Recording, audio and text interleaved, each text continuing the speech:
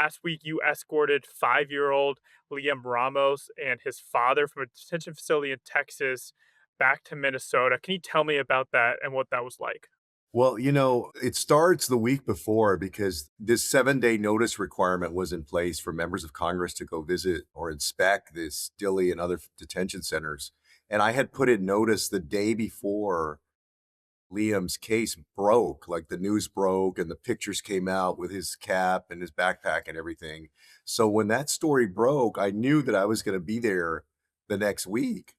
And so I said, okay, well, I'm going to do everything that I can to try to help and try to get this boy out of there.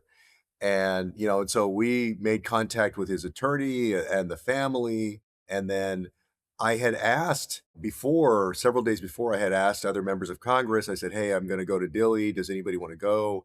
And the only person, because of the tight schedule, the person that could make it and could go was Jasmine Crockett. And so, it was Jasmine and I that went there last Wednesday. We went into the tent center, visited Liam and his dad for about 30 minutes. And, he was listless, lethargic. He hadn't been eating. He was missing his family. He was scared of the guards, according to his dad. And then that was Wednesday. On Saturday, a judge granted the writ of habeas corpus. The order was issued on Saturday morning. And I got a call asking if we could be helpful in picking them up. And they said, yeah, well, we'll release him at 7 o'clock.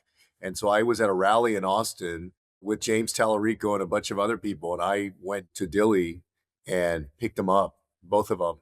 It's a trailer prison, really. They gave me, you see me in that video carrying all this stuff because it's a prison. When you come in, they take all the stuff you're wearing, they take your jewelry or watch or whatever, they inventory it. And then when you leave, just like a prison, they give you everything back.